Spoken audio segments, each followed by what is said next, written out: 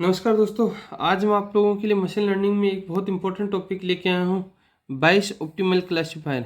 Base optimal classifier जो मैंने आपको इससे पहले पढ़ाया था, बेस थ्योरम, बेस एल्गोरिथम के बारे में। तो the Bayes theorem which provides a systematic means of computing a conditional probability. इसके अंदर कंडीशनल प्रोबेबिलिटी प्रोवाइड की जाती है, is use to describe it. It's also related to maximum a Poisson map, a probabilistic framework for determining the most likely hypothesis for a training dataset. Hypothesis for a training dataset. एक particular मेरे पास maximum posture probability framework होता है, जिसके अंदर हम hypothesis training dataset को use में लेकर के हम एक पर्टिकुलर हम प्रिडिक्शन करते हैं प्रोबेबिलिटी के लिहाज से। इसके अंदर क्या होता है कि take a hypothesis space 3 hypothesis H1 H2 and H3। ये H1 H2 H3 आपको दे रखी है। जो इसके अंदर जो प्रोबेबिलिटी दे रखी है वो 0.4 3 एंड 3 दे रखा है, जिसको मैं मैक्सिमम पोस्चर के साथ में मिनिमम ए पोस्चर के साथ में मैक्स पोस्चर को मैं फाइंड आउट करता हूँ, जिसके अंदर पर्टिकुलर क्या होता है मैं आगे बताऊंगा आपको इसके थ्रू। The most probable classification of review new instance is obtained by the combining the predictions of all hypothesis weighted by the their posterior probability. अब पोस्चर प्रोबेबिलिटी के अंदर होता क्या है वो सारी चीज़ें मैं आपको समझाता हूँ। इसके अंदर होता क्या है ये जो मैं आपको बताऊं। इसके अंदर बाइस ऑप्टिमल क्लासीफायर के अंदर क्या काम करते हैं हम। बाइस optimal classifier is a probabilistic module that makes the most probable prediction for a new example जो मैं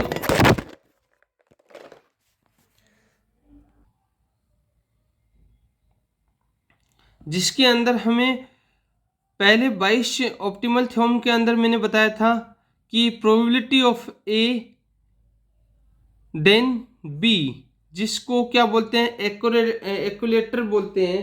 क्या बोलते हैं हम? एक्यूलेटर बोलते हैं। जिस चीज़ के बारे में मैंने आप लोगों को बताया था उसके साथ में नेक्स्ट क्या होता है, इसको वैसे भी बोल सकता हूँ probability of B then A and into P एक्यूलेटर of A upon probability of B. जो एक पर्टिकुलर ये एक फॉर्मूला मैंने आपको समझाया था, ये पोस्चर होता है, ये पोस्चर होता है, ये हाइपोथेसिस होता है, ये आपका मार्जिनल होता है, ये प्रायर होता है, ये हाइपोथेसिस जिसको लिक्लीहुड भी बोलते हैं। ये पर्टिकुलर मैंने फॉर्मूले के बारे में आपको लास्ट में बताया था सारा का सारा। अब इसमें एक पर्टिकुलर डेटा सेट होता है। डेटा सेट के अंदर क्या करते हैं, y x equal to x1 x2 x3 xn तक लेते हैं, और एक सेट होता है वाई को क्या पर्टिकुलर येलो की फॉर्म में लेते हैं, जिसमें येस और नो प्रोबेबिलिटी क्रिएट होती है, जिसके हिसाब से मैं y को मैं a भी क्रिएट कर सकता हूँ। y इक्वल टू हम a भी ले सकते हैं, जिसको एक प्रोबेबिलिटी y जो मैं येलो ले रहा हूँ, probability of yellow upon x1 x2 xn तक चलता है, equal to probability of x1 then y into probability of x2 then y, और कहाँ तक चलता है probability of xn upon y और इनटू पी वाई यानी येस और नो प्रोबेबिलिटी क्रिएट हो रही है। अपॉन में क्या करते हैं हम P x1 probability x1 into probability x2 और प्रोबेबिलिटी ऑफ xn तक लेके चलते हैं, जिसको हम कन्वर्ट करते हैं। इसका जो ये डिनोमिनेटर है इसको हम रिड्यूस भी कर सकते हैं। रिड्यूस करने के बाद में जो मैथमेटिकल फॉर्म में जो मेरे पास निकल के आता है उसको इस तरीके से करते हैं। Probability of y pi i equal to 1 to n लेते हैं, probability of x i then y को प्रोबेबिलिटी में इसको हम ऑलवेज क्या करते हैं, pxi px2 एंड pxn तक लेके जाते हैं, जिसको मैं एक पर्टिकुलर फॉर्म में लेके चलता हूँ। क्या py pi i equal to 1 to n probability of x i upon y, जिसके अंदर मैं हमेशा पाई को मल्टीप्लिकेशन से मानता हूँ और सिग्मा को ऐड से रिप्रेजेंट करता हूँ। इसके अंदर अगर कहीं सिग्मा आ रहा है तो इसको एडिशन मानते हैं, और अगर पाई आ रहा है तो इसको मल्टीप्लाई से रिप्रेजेंट करते हैं। अब इसका एक एग्जांपल के थ्रू मैं देखता हूँ। एग्जांपल के थ्रू मैं देखूंगा तो मैंने एक आउटलुक एट्रीब्यूट्स की टेबल लिया, आउटलुक लिया, जिसके अंदर प्लेइंग गेम से रिलेटेड मुझे एक प्रोबेबिलिटी क्रिएट करना है। प्लेइंग गेम से रिलेटेड प्रोबेबिलिटी क्रिएट करूंगा तो मैंने क्या बोला था, यहाँ पर वाई येस और नो की प्रोबेबिलिटी क्रिएट होती है।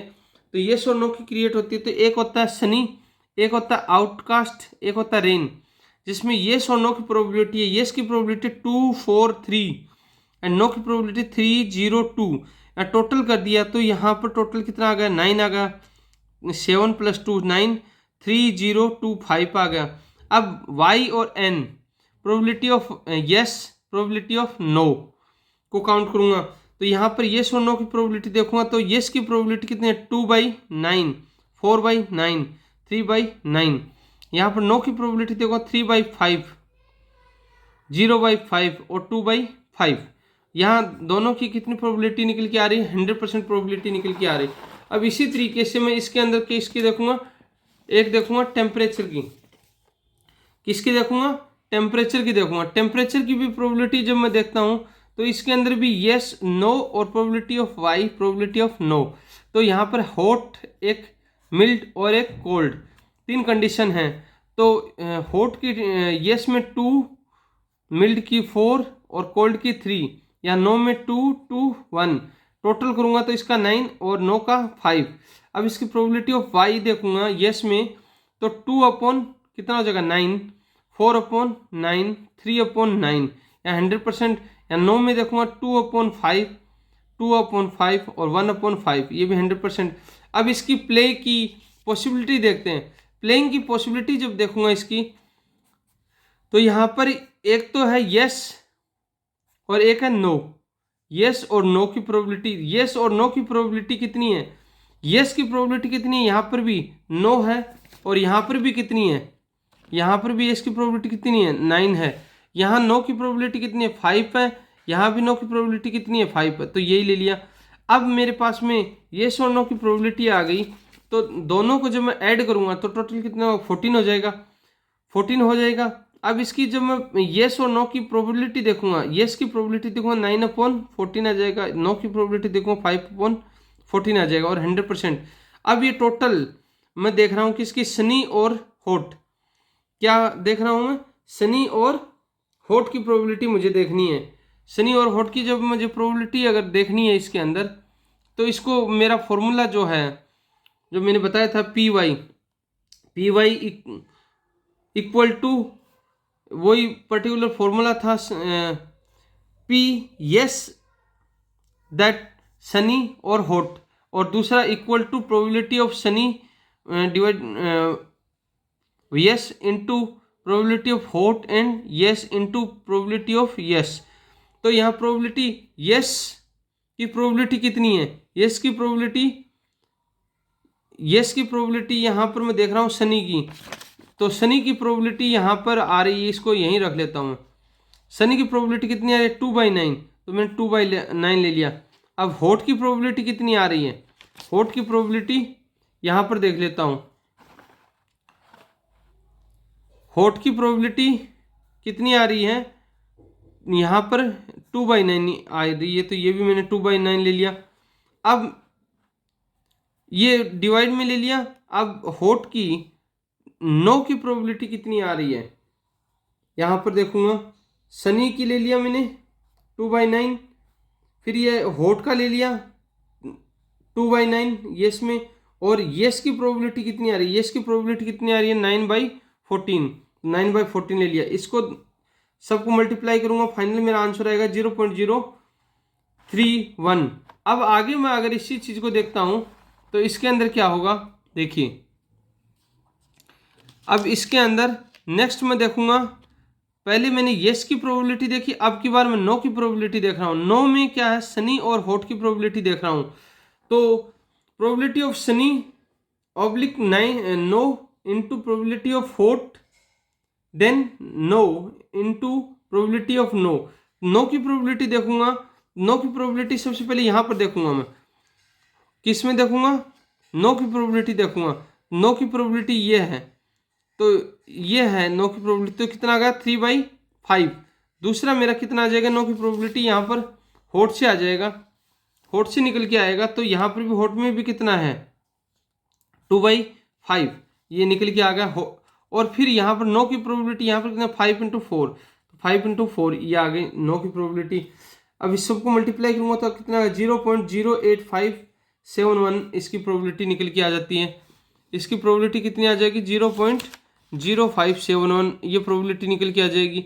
इन दोनों को मैं क्या कर दूंगा, ऐड कर दूंगा, 0.08571 और 0.031 को जब मैं ऐड करूंगा इसकी टोटल प्रोबेबिलिटी आ जाएगी 0.27।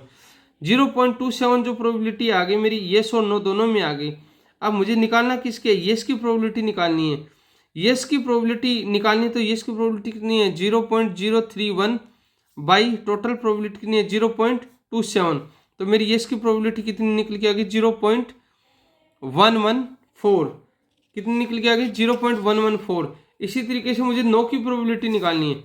नो की प्रोबेबिलिटी मैं निकालूंगा, प्रोबेबिलिटी ऑफ नो, तो प्रोबेबिलिटी ऑफ नो की मैं निकालूंगा तो यहाँ पर कितना आ रहा था मेरा नो की प्रोबेबिलिटी 0.08571 और टोटल प्रोबेबिलिटी के 0.27, तो मैं इसको क्या कर दूंगा डिवाइड कर दूंगा 0.08571 अपॉन 0.27, इसको डिवाइड करूंगा तो कितना आ जाएगा 0.317।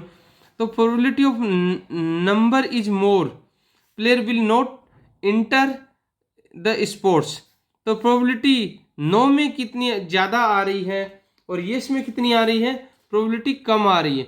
येस में प्रोबेबिलिटी के मैं अभी लिख के बताता हूँ आपको कि येस में प्रोबेबिलिटी कितनी आ रही है 0.114 आ रही है और नो में प्रोबेबिलिटी कितनी आ रही है 0.317।